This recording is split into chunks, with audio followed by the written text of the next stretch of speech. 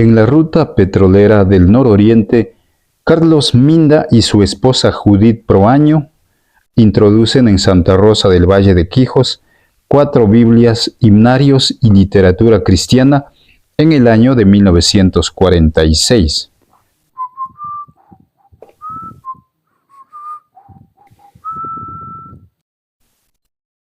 El mismo que llegó con el Evangelio de Jesucristo para las familias Chicaiza y Sarria.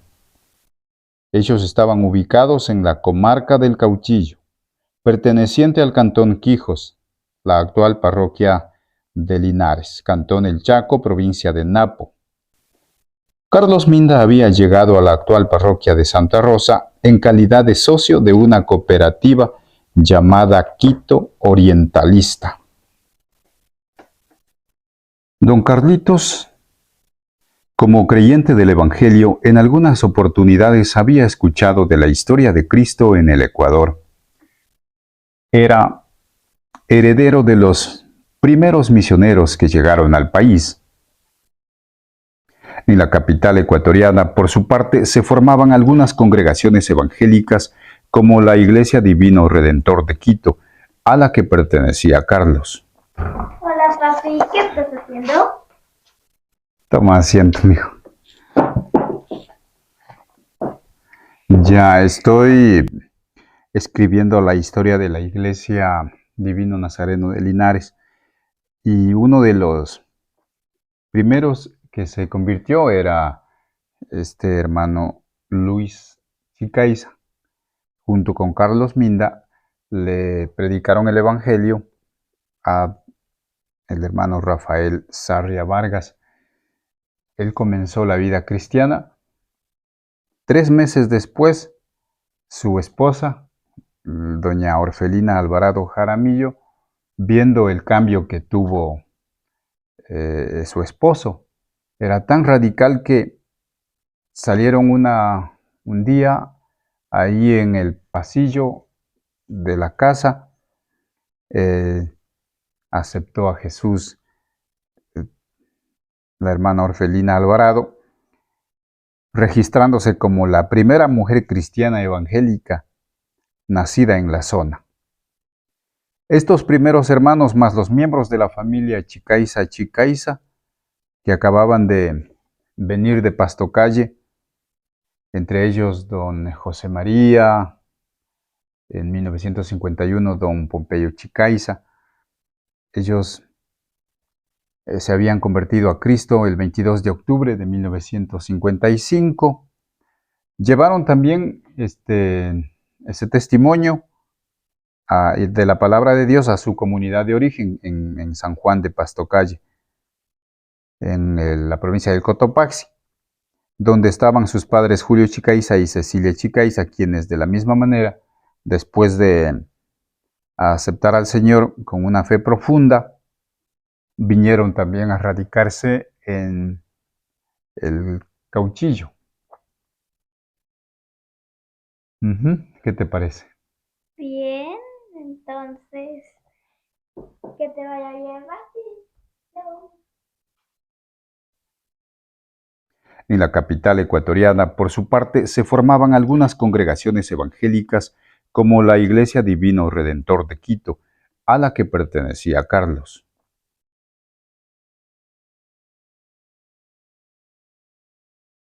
En el año 1954, quienes éramos ya hermanos evangélicos sufrimos un intento de persecución por parte de los católicos romanos, asesorados por el sacerdote Mario Canova. Pero gracias a la intervención de los hermanos de HCJB ante el gobierno de la República, se logró que el señor doctor José María Velasco Ibarra sepa de este intento y remita un telegrama dirigido al vicariato de la ciudad de Tena, reclamando que los objetivos de la misión josefina para con el Estado no contemplan la persecución a los hermanos evangélicos. Por el contrario, tienen que respetar la decisión cristiana de los evangélicos, truncando así este intento de persecución, puesto que el vicario, en forma diligente, envió un sacerdote con la debida aclaración de que nadie está autorizado ni debe perseguir a los hermanos evangélicos, volviendo nuevamente a la calma.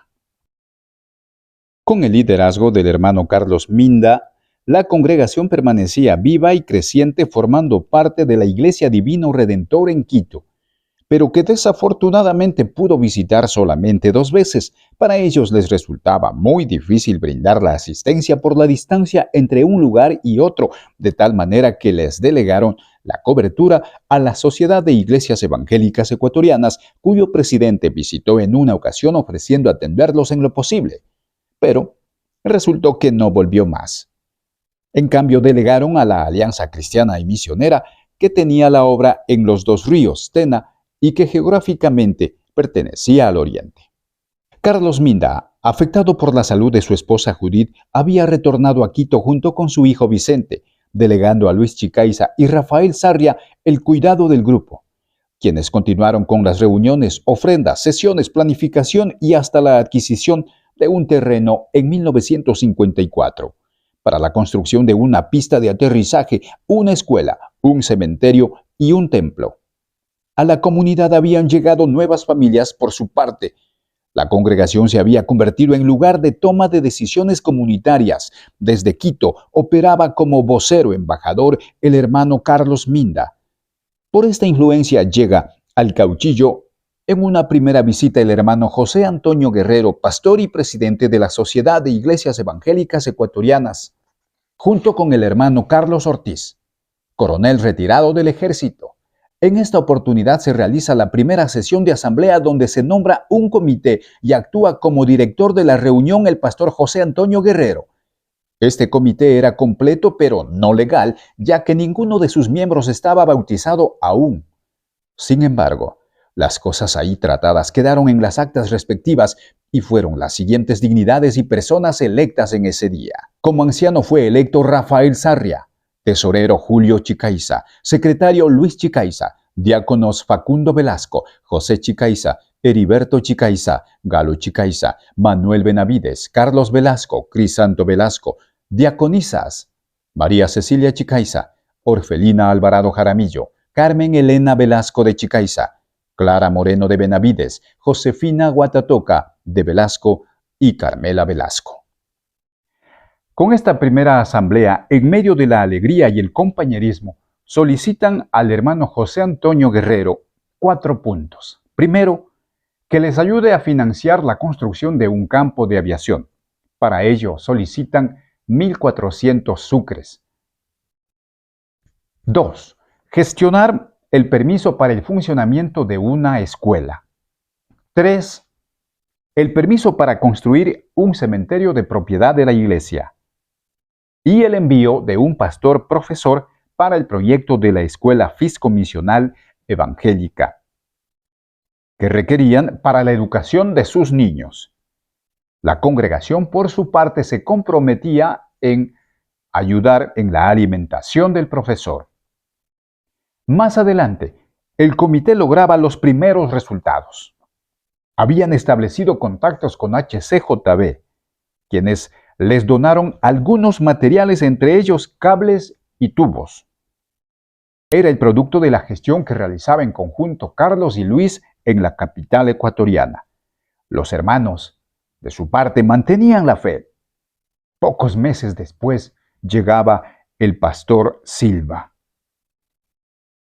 Pues bien, adaptados a la dureza del campo, pero manteniendo el optimismo y la oración, la congregación continuaba reuniéndose en las casas.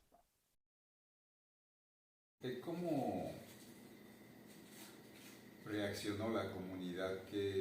¿Cómo viste que te acuerdas de Y nosotros caminábamos toda la semana, siquiera unas 2 o 3 veces a la semana, de casa en casa nos íbamos para hacer los cultos.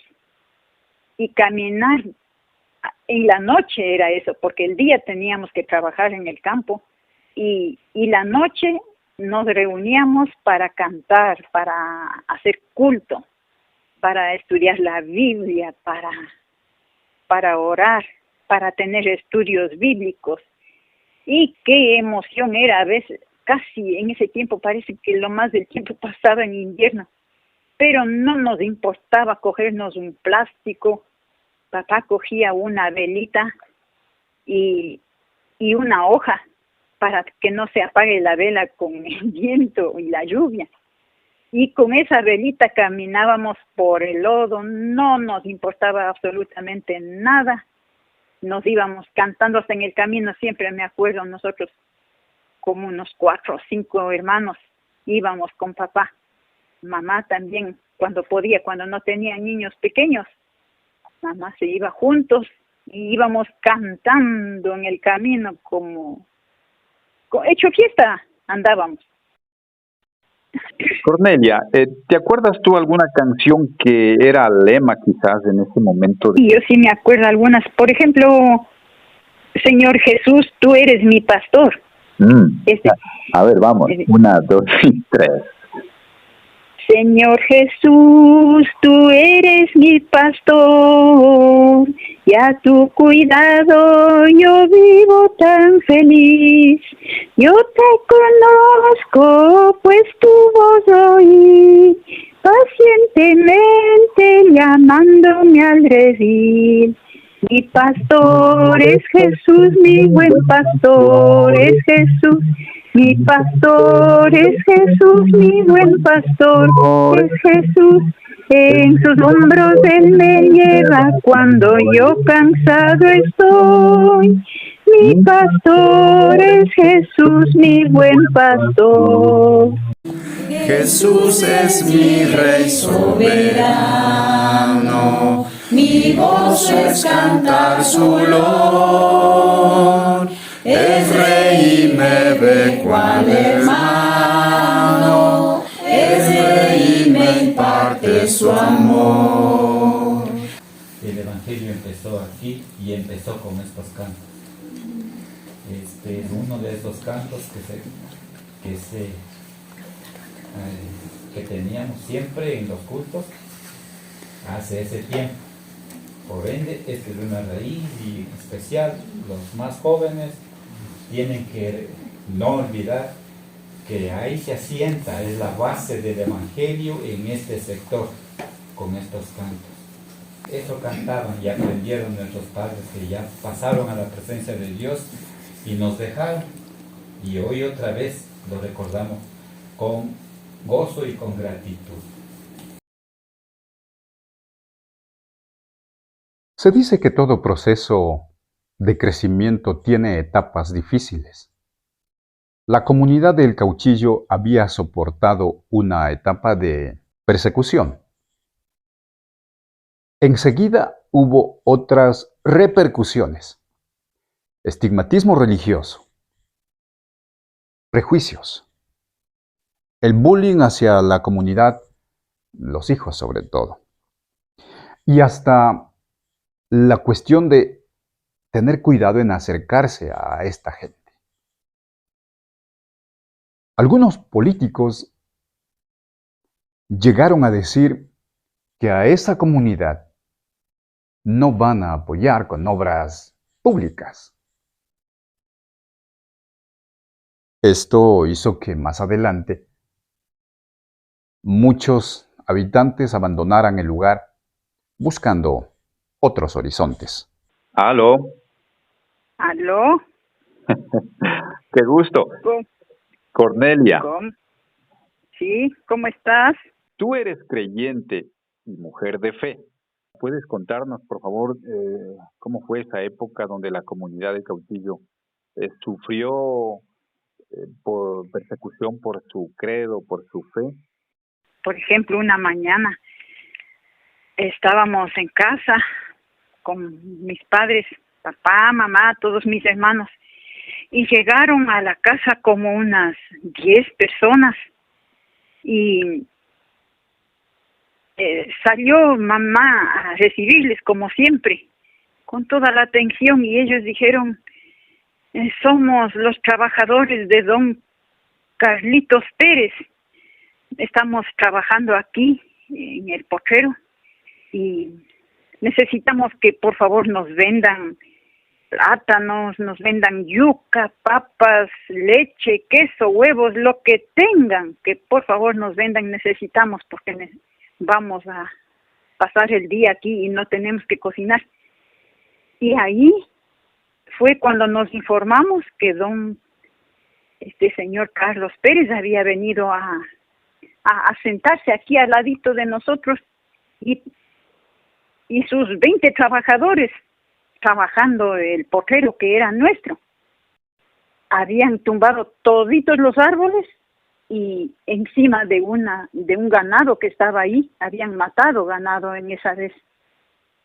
¡Qué sorpresa!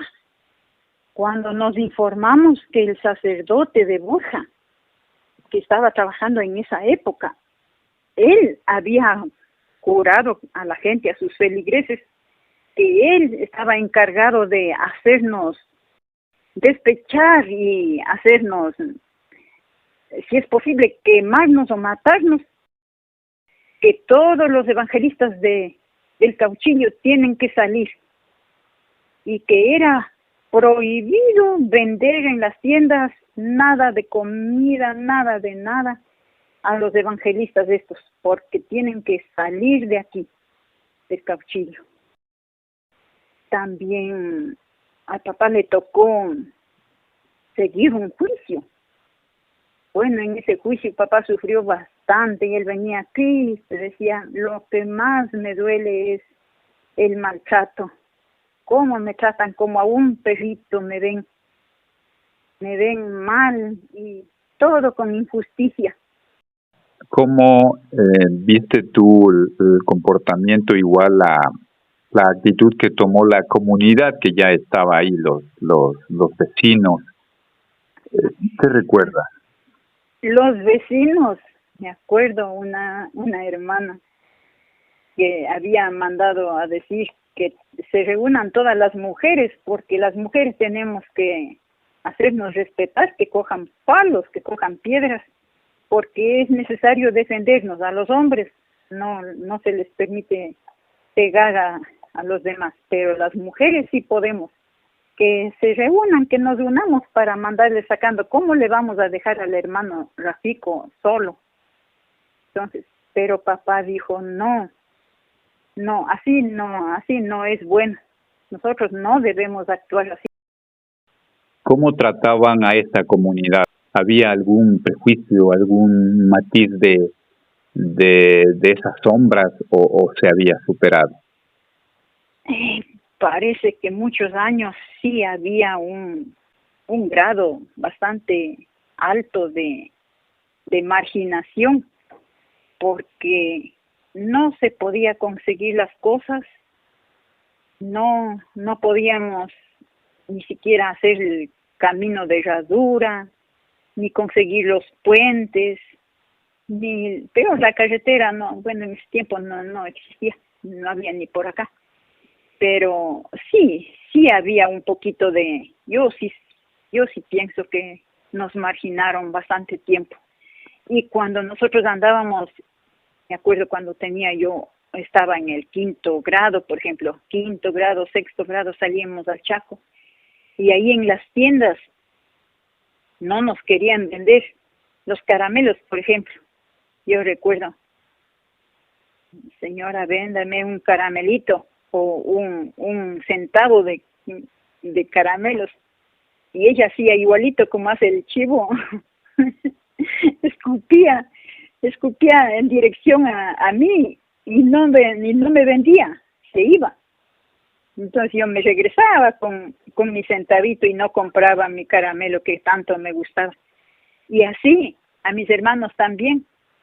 Pero eso no nos importaba, nosotros éramos felices. En la profunda oscuridad de la noche, una luz de vela prendida alumbra el sendero, mientras cae la lluvia en el lodo. Con una hoja como escudo la protege. Esa es la luz que alumbra nuestro viaje.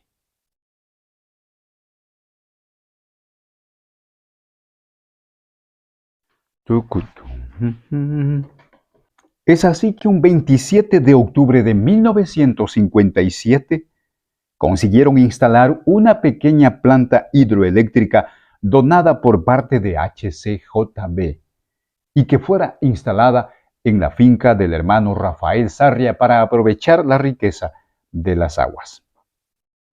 Como técnicos estuvieron presentes los hermanos Juan Clark y Bjorn, junto a los hermanos de la congregación, establecieron el trabajo en Mingas.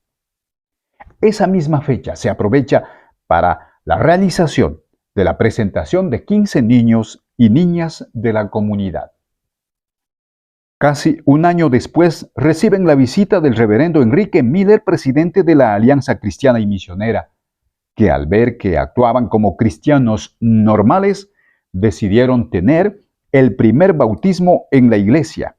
Era un día miércoles, 1 de enero de 1958, cuando Enrique Miller y Pablo Lobson, dirigidos por los lugareños, seleccionan un lugar en el río Quijos. Estaba en la propiedad del hermano José María Chicaiza.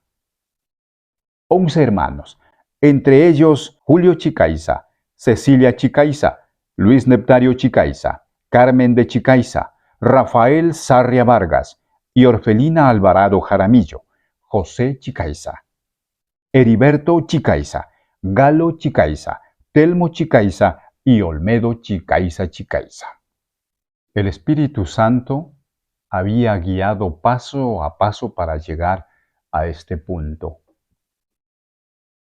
Los hombres duros de corazón habían sido tocados por Dios.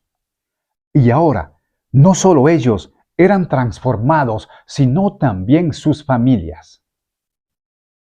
La Iglesia de Dios tiene un Señor que gobierna toda la creación.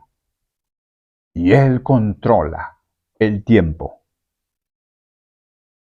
Para la comunidad del Cauchillo, era la hora de construir una iglesia con estos hombres y mujeres en medio de un mundo sin esperanza. Los perdidos eran encontrados, renovados, los solitarios y tristes consolados. Esta comunidad de fe estaba en los planes de Dios, que se configuró el 1 de enero de 1958. Y en nuestros registros se describa como fecha de creación de la Iglesia Evangélica Divino Nazareno. Bueno, y el 12 de marzo de 1960, en la Iglesia Divino Nazareno hubo otro bautismo tras la visita de Heraldo y Carola Con, misioneros de la Alianza Cristiana. Entre ellos se bautizaron los hermanos Luis Fernando Chicaiza, Eva Díaz de Chicaiza, Joaquina Simbaña, Abraham Paillacho, Guillermo Paillacho, Natividad Morales, Ángel Chicaiza, María Chicaiza, Genoveva Velasco, Carmela Velasco, Mariana Torres y Rosario Tipantiza. Día tan grande no puedo olvidar, día de gloria sin par. Cuando en tinieblas al verme andar, Cristo me dio a salvar. Gran compasión tuvo Cristo de mí, de gozo y paz me llenó. Y todas sombras me dio plena gloria, la noche en día cambió. Dejando su trono de gloria, me vino a sacar de la escoria. Y yo soy feliz, y yo soy feliz. Lo siguió y valió la pena, porque ahí el resultado. Nosotros no somos así de la nada. Este pueblo no es de la nada, es porque alguien lloró, alguien trabajó, alguien sufrió, alguien se sacrificó, alguien evangelizó, alguien obedeció al llamado del Señor cuando le dijo: ven, te haré pescador de hombres. Y ahí están esos primeros que ya se fueron al cielo, ya se adelantaron, pero aquí está la generación que le sigue. para hacer el mismo trabajo, y hay nuevos que se siguen añadiendo. Y aquí hasta la estructura está de pie todavía, proclamando que Jesucristo es Rey de Reyes y Señor de señores. Entonces vale la pena obedecerle cuando Él nos llama a evangelizar, pero vamos a ir a evangelizar, vamos a seguirle a Él, sacrificando y dejando ciertas comodidades, ciertas cosas, ciertos pesos que nos estorban, para salir a los vecinos, salir a los pueblos y cumplir esta misión para la cual Él nos ha llamado como iglesia de Linares, como congregación, como familias, y el nombre del Señor será exaltado, no solamente en este pueblo, sino hasta donde lleguen las ondas del poder del Evangelio. En la década de 1960, la Iglesia Divino Nazareno de Linares había logrado construir su templo, establecer una tienda, librería y botiquín, nombrar 5 ancianos para las comunidades fraternas de Sardinas, El Chaco, Santa Rosa, Gonzalo Díaz de Pineda y San Carlos.